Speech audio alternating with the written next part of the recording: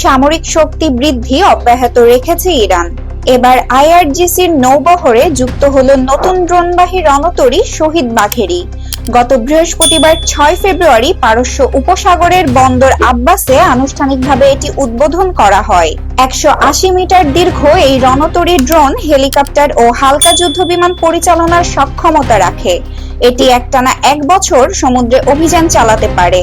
উদ্বোধনী অনুষ্ঠানে আইআরজিসির নৌবাহিনীর commander rear admiral Ali Reza জানান, বাণিজ্যিক জাহাজকে রণতরীতে রূপান্তর করতে 2 বছর লেগেছে। এছাড়া ইরান কাহের 313 নামে নতুন একটি স্টিলথ ড্রোনও উন্মোচন করেছে, যা উন্নত প্রযুক্তির যুদ্ধবিমান সংস্করণ। একই সঙ্গে তারা ভূগর্ভ ক্ষেপণাস্ত্র ঘাঁটি এবং 1700 কিলোমিটার পাল্লার ব্যালিস্টিক ক্ষেপণাস্ত্র প্রদর্শন করেছে। Pranati Rahman, international desk, press 20 Bangla.